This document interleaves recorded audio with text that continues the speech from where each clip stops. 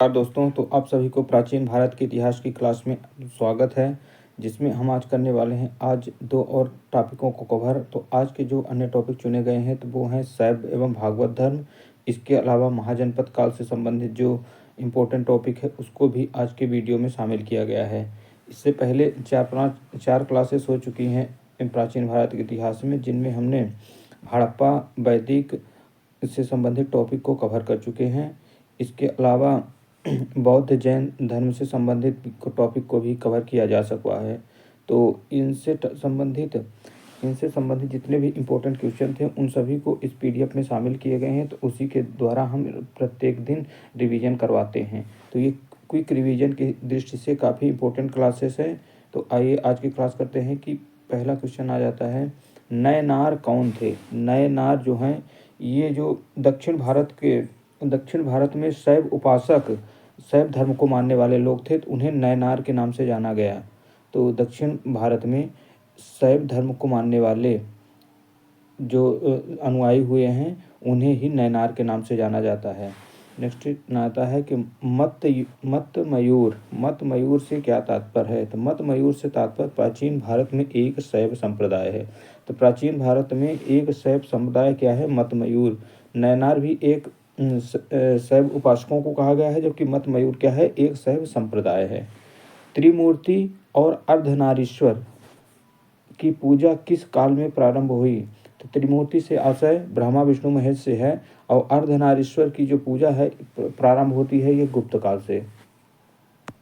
Next प्रश्न है कि मेगस्थनीज ने भगवान शिव को कौन सी संज्ञा दी है। तो मेगस्थनीज ने जो भगवान शिव को संज्ञा दी है वो दी है डायोनिसिस। मेगस्थनीज ने भगवान शिव के लिए डायोनिसिस शब्द का प्रयोग किया है। जैन ग्रंथ उत्तराध्ययन सूत्र में वासुदेव का संबंध किस जैन तीर्थकर से बताया गया है। तो जैन ग्रंथ उत्तराध्ययन सूत्र में वासुदेव का संबंध अरिष्टनेमि से बताया गया है, जो कि क्या है, एक जैन तीर्थंकर हैं। लिंग पूजा का प्रथम स्पष्ट उल्लेख किस पुराण में मिलता है। तो लिंग पूजा का जो प्रथम स्पष्ट उल्लेख मिलता है वो मिलता है मत्स्य पुराण में। मत्स्य पुराण के भीतर लिंग पूजा का स्पष्ट उल्लेख मिलता है। अथर्ववेद एवं श्वेताश्वर उपनिषद में शिव का एक नाम महादेव मिलता है। शिव की प्राचीनतम मूर्ति पहली शताब्दी ईसा पूर्व की मद्रास के निकट रेनीगुंटा में सिद्ध गुंडीमल्लम लिंग के रूप में प्राप्त होती है। तो अथर्ववेद एवं श्वेताश्वर उपनिषद में शिव का एक नाम क्या है, महादेव मिलता है। तो महादेव अगर पूछा जाए कि कहाँ उल्लेख मिलता है तो अथर्ववेद एवं श्वेताश्वर उपनिषद में। शिव की प्राचीनतम मूर्ति जो है वो मद्रास के निकट रेणुगुंटा में सिद्ध गुंडीमल्लम लिंग के रूप में प्राप्त हुई है।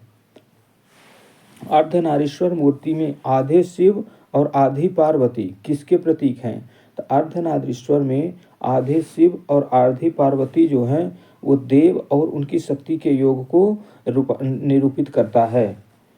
अर्धनारीश्वर मूर्ति में आधे शिव और आधे पार्वती जो है वो देव और उनकी शक्ति के योग को बताता है। दक्षिण भारत में शैव आंदोलन में किसकी प्रमुख भूमिका रही है। तो दक्षिण भारत में जो नयनार संत हुए हैं उनको शैव आंदोलन में प्रमुख भूमिका रही है। तो जो दक्षिण भारत के शैव धर्म को मानने वाले लोग थे उन्हें नयनार संत कहा गया है, जबकि जो अलवर हैं वो विष्णु धर्म को मानने वाले संत हुए हैं। तो नयनार और अलवर ये दोनों ही काफ़ी इम्पोर्टेंट हैं। नेक्स्ट आ जाता है नयनार संतों की संख्या कितनी थी। तो नयनार संतों की संख्या है वो 63 है, जबकि जो अलवर संतों की संख्या है वो है 12। एक संप्रदाय के रूप में शैव धर्म का प्रारंभ किस काल में हुआ। तो एक संप्रदाय के रूप में शैव धर्म का जो प्रारंभ होता है वो होता है शुंग सातवाहन काल में। मौर्य वंश की समाप्ति के बाद जब शुंग काल आता है और सातवाहन काल आते हैं, इस दौरान शैव धर्म का है संप्रदाय के रूप में प्रारंभ हो जाता है। नेक्स्ट यहाँ लिस्ट है प्रमुख दर्शन एवं प्रतिपादक। तो प्रमुख दर्शन में देखा जाए तो 60 दर्शन, जो 6 दर्शनों का एक समूह है, उससे संबंधित है। तो प्रमुख दर्शन और उनके प्रतिपादकों से संबंधित प्रश्न प्रीवियस ईयर में पूछे भी गए हैं। तो पहला दर्शन आ जाता है सांख्य दर्शन। सांख्य दर्शन के जो संस्थापक हैं, प्रतिपादक हैं, उनका नाम है कपिल मुनि। कपिल मुनि के द्वारा सांख्य दर्शन का प्रतिपादन किया गया और उसका सांख्य दर्शन का प्रमुख जो आधार ग्रंथ है वो है सांख्य सूत्र। नेक्स्ट दर्शन है न्याय दर्शन। न्याय दर्शन के जो प्रतिपादक हैं वो है अक्षपाद गौतम। अक्षपाद गौतम के द्वारा न्याय दर्शन का प्रतिपादन किया गया और न्याय दर्शन का जो प्रमुख ग्रंथ है वो है न्याय सूत्र। योग दर्शन। योग दर्शन के जो प्रतिपादक हैं वो है महर्षि पतंजलि। महर्षि पतंजलि के द्वारा योग दर्शन का प्रतिपादन हुआ और योग दर्शन का जो प्रमुख ग्रंथ है वो है योग सूत्र। वैशेषिक दर्शन। वैशेषिक दर्शन के जो प्रतिपादक है वो है कणाद। कणाद के द्वारा वैशेषिक दर्शन का प्रतिपादन होता है और वैशेषिक दर्शन का प्रमुख जो ग्रंथ है वो है वैशेषिक सूत्र। मीमांसा दर्शन। तो मीमांसा दर्शन के प्रतिपादक हैं जैमिनी। जैमिनी के द्वारा मीमांसा दर्शन का प्रतिपादन होता है और मीमांसा दर्शन का जो आधार ग्रंथ है वो है पूर्व मीमांसा सूत्र। और अंतिम एक शब्द दर्शन में है वेदांत दर्शन। अब वेदांत दर्शन के जो प्रतिपादक हैं उनका नाम है बदरायण। बादरायण जो हैं वो वेदांत दर्शन के प्रतिपादक। तो कुल 6 दर्शन हैं और इनके प्रतिपादक ये काफ़ी इंपॉर्टेंट है, इससे संबंधित क्वेश्चन पूछे जाने की संभावना रहती है। अब आते हैं कुछ और संप्रदायों के बारे में देखते हैं। संप्रदाय और उनके संस्थापक के बारे में जान लेते हैं। तो कुछ संप्रदाय जो आजीवक संप्रदाय हैं, आजीवक संप्रदाय के जो संस्थापक हैं उनका नाम है मखलीपुत्र गोशाल। मखलीपुत्र गोशाल जो हैं आजीवक संप्रदाय के संस्थापक हैं। घोर अक्रियावादी के संस्थापक हैं पूर्ण कश्यप। पूर्ण कश्यप के द्वारा घोर अक्रियावादी संप्रदाय की स्थापना की जाती है। यद्र इच्छावाद जो है इनके संस्थापक हैं आचार्य अजित केशका बेलिन। तो ये भी ज़्यादा इम्पोर्टेंट नहीं है, इसकी ज़्यादा इम्पोर्टेंट में देखा जाए तो आजीवक संप्रदाय है और ये जो अंतिम में दिया गया है अनिश्चयवादी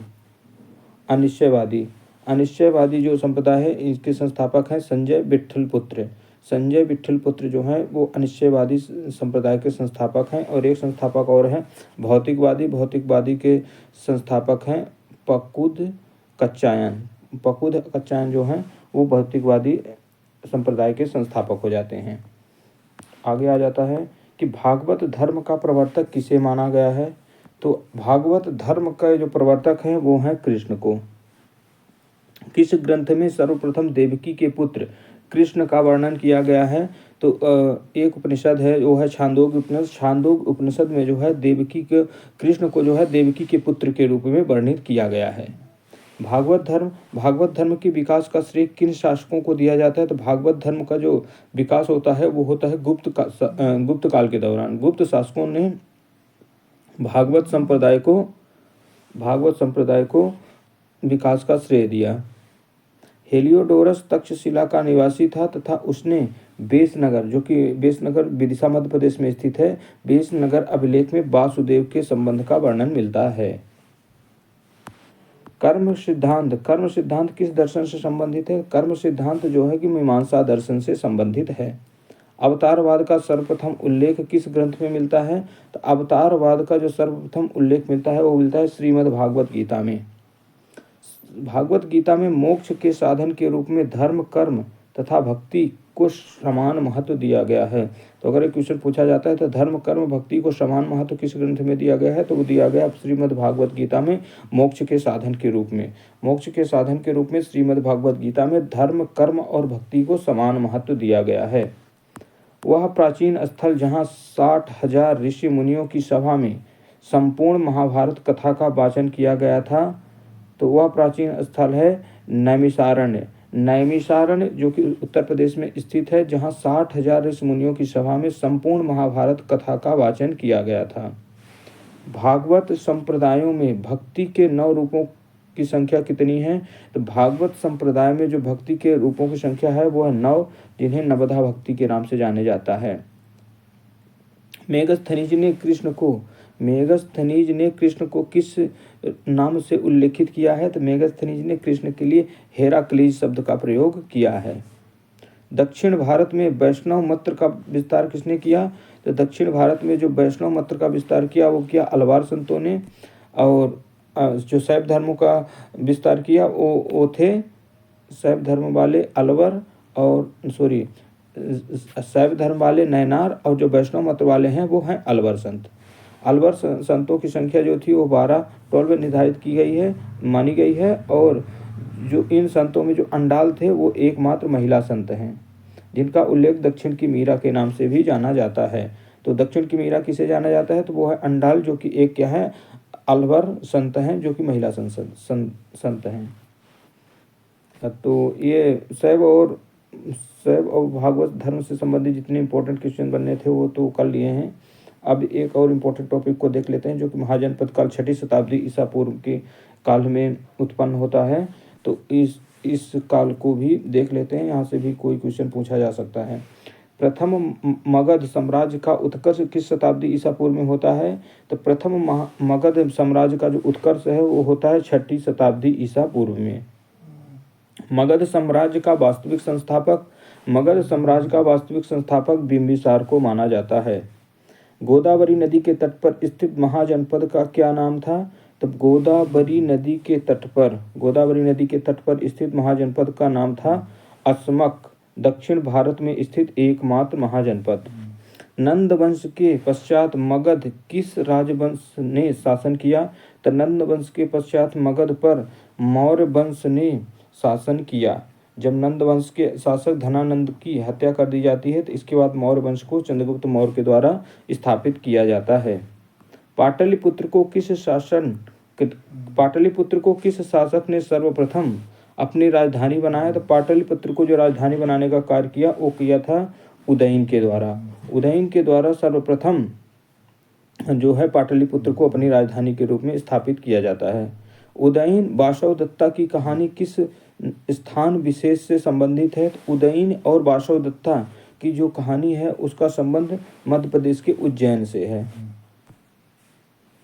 सिकंदर के आक्रमण के समय उत्तर भारत में नंद वंशीय शासक धनानंद का शासन था। गौतम बुद्ध के समय का प्रसिद्ध वैद्य जीवक को किसने अपने दरबार में स्थान दिया था, तो जीवक को स्थान दिया था बिंबिसार ने जीवक नामक एक वैद्य को अपने दरबार में स्थान प्रदान किया था। प्राचीन स्थान श्रावस्ती का नगर विन्यास किस आकृति का है, तो प्राचीन स्थान श्रावस्ती का जो नगर विन्यास है वो अर्धचंद्राकार रूप में है। मगध के किस शासक ने राज्यारोहण के लिए अपने पिता की हत्या कर स्वयं भी अपने पुत्र द्वारा मारा गया, तो अजातशत्रु जो है अपने पिता की हत्या कर राज्यारोहण करता है और फिर वह अपने खुद पुत्र के द्वारा भी मारा जाता है। नेक्स्ट आता है सिकंदर एवं पोरस की सेनाओं के मध्य किस नदी के तट पर युद्ध हुआ, तो सिकंदर एवं पोरस की सेनाओं के मध्य जो है झेलम नदी के तट पर युद्ध होता है। किस शासकों को परशुराम का दूसरा अवतार कहा गया है, तो महापद्मानंद को जो नंद वंश का संस्थापक है उसे शासकों में परशुराम का दूसरा अवतार कहा जाता है। नेक्स्ट और देखते हैं 16 महाजनपद एवं उनकी राजधानी। ये काफ़ी इंपॉर्टेंट है, 16 महाजनपद एवं उनकी राजधानियों के बारे में जानना, क्योंकि इनसे संबंधित पूछे जाने की प्रबल संभावना है कि कौन सा महाजनपद कहाँ है और उसकी राजधानी कहाँ है। तो जो अंग महाजनपद जिसकी राजधानी का नाम है चंपा और यह प्राचीन नाम मुंगेर भी है, तो ये बिहार में स्थित है अंग, और जिसकी राजधानी थी चंपा। मगध महाजनपद का जो राजधानी है वो है राजगृह या गिरिब्रज। मगध महाजनपद की राजधानी गिरिब्रज या राजगृह। मल्ल महाजनपद की जो राजधानी है वो है कुशीनाग या पावापुरी। तो मल्ल महाजनपद की राजधानी ये उत्तर प्रदेश में स्थित है और ये है पावापुरी या कुशीनगर। नेक्स्ट आता है काशी महाजनपद की जो राजधानी है वो है वाराणसी। नेक्स्ट आ जाता है कौशल की जो राजधानी है वो है श्रावस्ती या कि अयोध्या। नेक्स्ट आता है पंचाल की जो राजधानी है वो है अहिछत्र या काम्पिल्य। अहिछत्र और काम्पिल्य जो है वो पंचाल महाजनपद की राजधानियां हैं। नेक्स्ट है कुरु जो कि क्या है, ये दिल्ली के आसपास का क्षेत्र है, तो इसकी राजधानी थी इंद्रप्रस्थ। कुरु महाजनपद की राजधानी इंद्रप्रस्थ। नेक्स्ट आता है बज्जी। बज्जी जो कि ये यूपी के आसपास का क्षेत्र है। तो बज्जी की जो महाजनपद है उसकी राजधानी थी विदेह या मिथिला। मत्स्य जो कि ये राजस्थान का एक प्रमुख महाजनपद है। तो ये है विराटनगर या जयपुर। वत्स महाजनपद की राजधानी कौशाम्बी या इलाहाबाद के आसपास का क्षेत्र। नेक्स्ट आता है सूरसेन। सूरसेन की जो महाजनपद की राजधानी थी वो थी मथुरा। नेक्स्ट आ जाता है चेंदी। चेंदी जो कि मध्य प्रदेश में स्थित प्रमुख महाजनपद है। तो इसकी राजधानी थी सोथिवती या सुक्तिमती। नेक्स्ट है असमक। असमक जो कि क्या है, एकमात्र दक्षिण भारत में स्थित महाजनपद है जिसकी राजधानी थी पोटन या पोटली। नेक्स्ट आता है आवंती। आवंती जो कि मध्य प्रदेश का महाजनपद है और ये था अब इसकी राजधानी थी उज्जैन और महिष्मती। उज्जैन और महिष्मती जो है आवंती महाजनपद की राजधानियाँ थी। गांधार। गांधार जो कि पाकिस्तान में स्थित है, गांधार की राजधानी थी तक्षशिला। और कंबोज। कंबोज महाजनपद की राजधानी थी हाटक, यानी कि कंबोज जो था ये राजस्थान का कश्मीर में स्थित प्रमुख महाजनपद था। तो इस तरह से क्या है 16 प्रमुख महाजनपद थे। बज्जी और मल्ल जो महाजनपद थे, यहाँ गणतांत्रिक व्यवस्था थी। तो दो महाजनपदों का नाम काफ़ी इंपॉर्टेंट है, बज्जी और मल्ल। यहाँ के महाजनपदों में क्या थी, गणतांत्रिक व्यवस्था थी। हर्यक वंश का अंतिम शासक कौन था? तो हर्यक वंश का अंतिम जो शासक है उसका नाम है नागदशक। उज्जैनी का प्राचीनतम नाम क्या था? तो उज्जैनी का जो प्राचीनतम नाम है आवंती या आवंतिका।